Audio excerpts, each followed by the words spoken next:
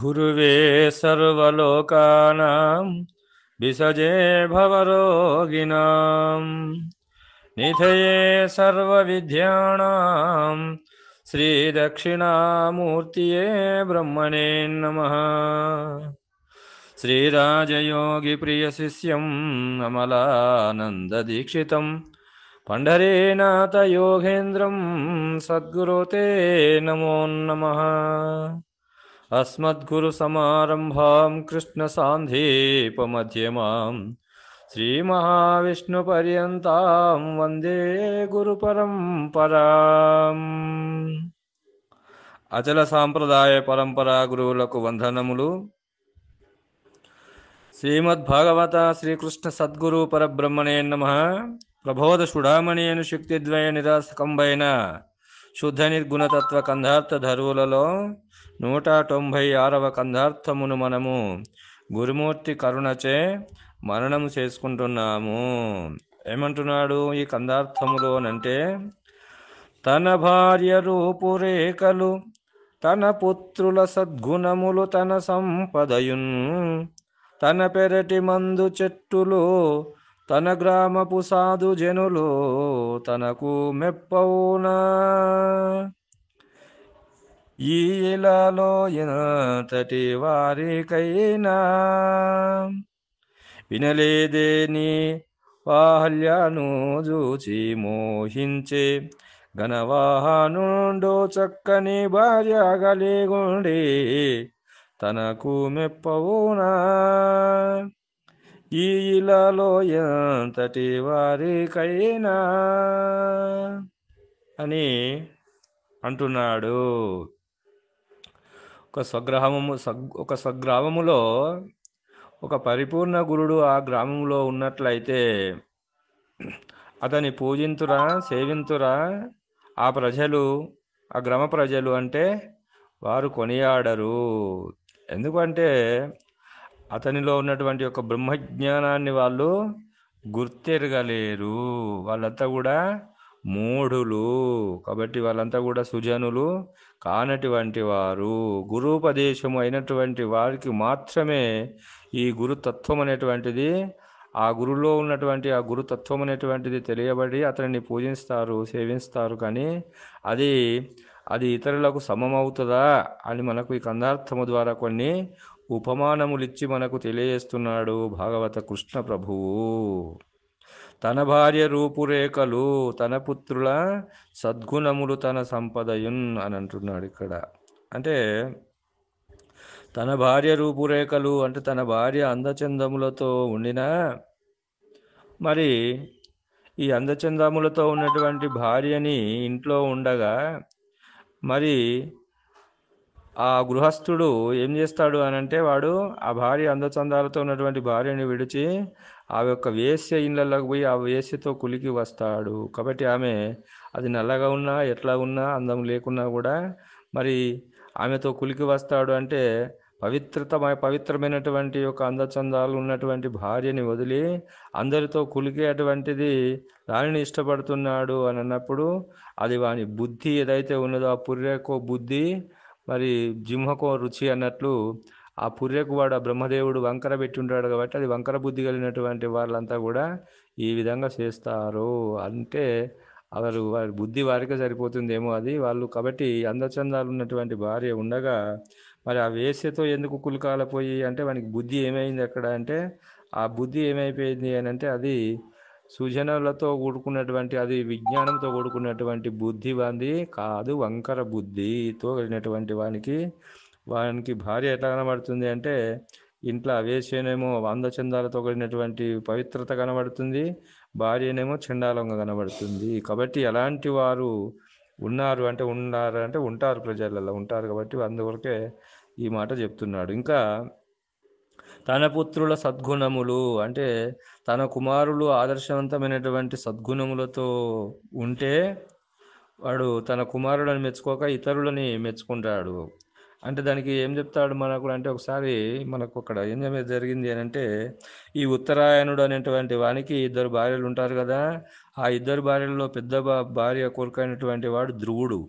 ఆ ధ్రువుడు ఆ చిన్నతనంలో తండ్రి యొక్క తొడ మీద కూర్చుందామని వస్తే ఆ యొక్క భార్య, చిన్న భార్య ఏం చేస్తుంది అంటే ఈడ్చి పారేస్తుంది పక్కకు. ఈడ్చి నా కొడుకు కూర్చోవాలి కానీ ఆ స్థానంలో నీవు కూర్చోవద్దని చెప్పి ఆ ధ్రువుడిని ఈడ్చేస్తే, మరి వీడు తండ్రి కదా, మరి తన సంపద కదా, తన పెద్ద కొడుకు తన పెద్ద భార్య కొడుకు, వాడు కొడుకు కదా, పెద్దోడు కదా, మరి అతన్ని వాడు ఓదార్చి తీసుకొని కూర్చోబెట్టుకోవాలి కదా. వాడు అట్లనే చూస్తూ ఉంటాడు.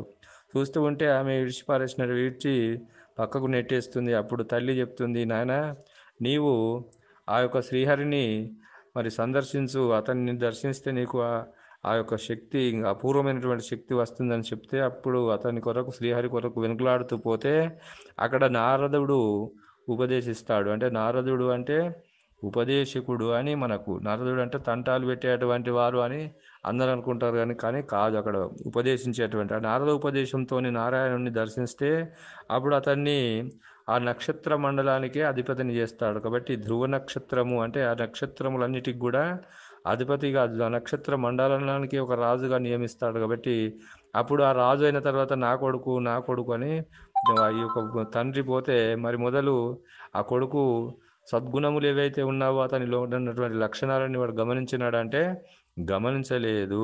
కాబట్టి అలాంటి వాళ్ళు తన కొడుకుని కూడా, వాళ్ళు తన కొడుకులని కూడా, వాళ్ళ ఐశ్వర్యాన్ని కూడా గమనించలేకపోతారు.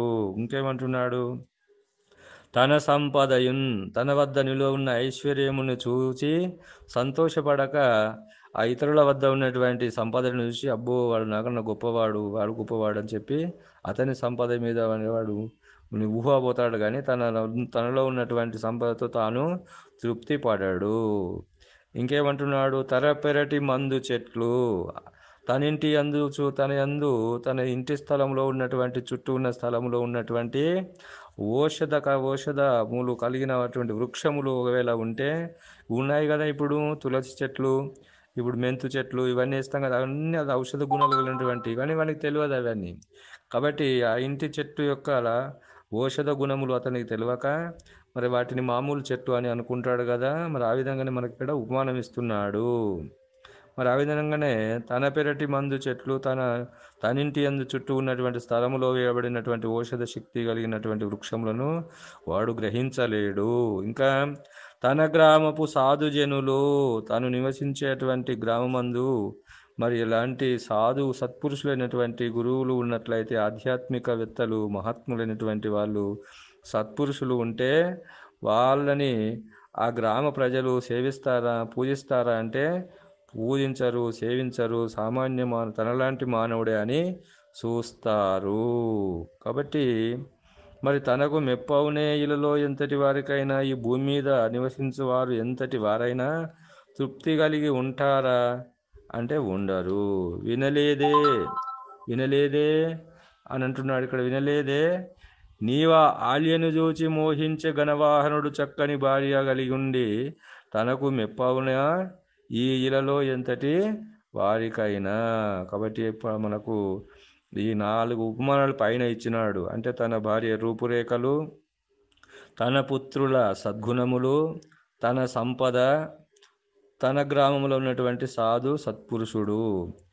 మరి ఇంకా ఏమంటున్నాడు ఇక్కడ అంటే మళ్ళీ ఒక ఉపమానం ఇస్తున్నాడు.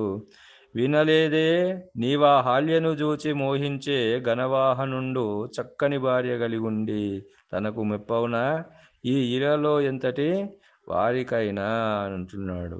కాబట్టి వినలేదే, నీవా హాల్యను చూచి మోహించే ఘనవాహనుడు అంటే ఎవరిక్కడంటే ఇంద్రుడు.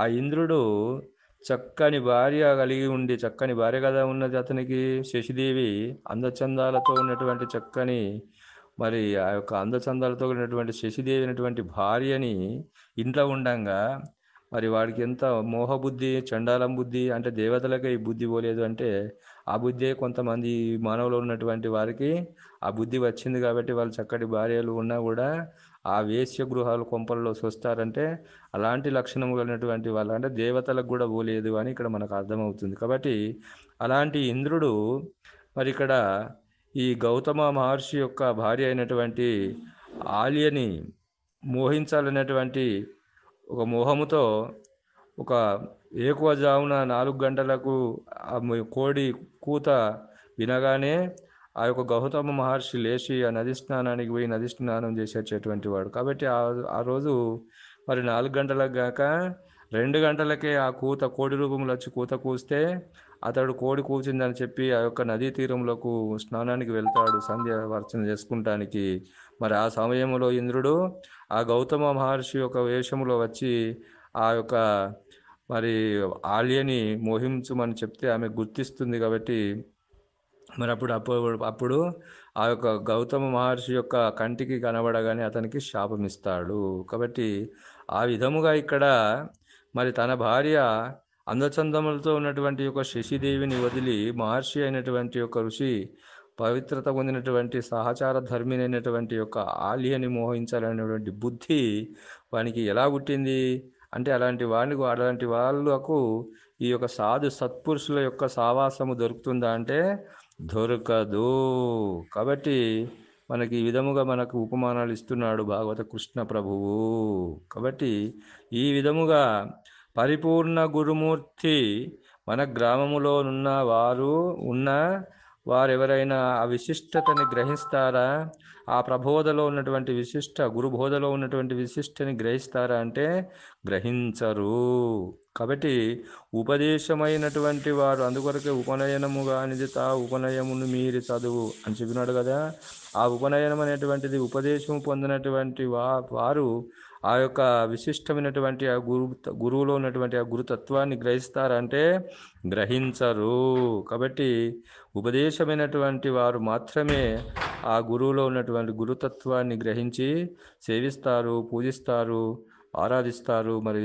వారు నిరంతరము ధ్యానిస్తారు. కానీ మరి తన గ్రామంలో ఉన్నటువంటి గ్రామ ప్రజలు కానీ తాను ఇంటి నివాసులు కానీ వాళ్ళు ఇతన్ని పూజిస్తారంటే పూజించరు. కాబట్టి వాళ్ళందరూ కూడా మరి మూఢుల కిందికి లెక్క, అజ్ఞానుల కిందికి లెక్క. కాబట్టి వాళ్ళు ఉపదేశమైనటువంటి వారికి మాత్రమే ఈ గురుతత్వము, ఈ గురుబోధలో ఉన్నటువంటి విశిష్టత తెలియబడుతుంది. కానీ మరి ఇతరులకు తెలియబడదని కందార్థము ద్వారా మనకు కృష్ణ ప్రభువుల వారు హితోపదేశం చేస్తున్నాడని తెలియజేస్తూ ఇంతటితో ఈ కందార్థ భావాన్ని ముగిస్తున్నాను. జై బలో సద్గురు ప్రభు మహారాజుకు జై. సర్వం సద్గురార్పణం.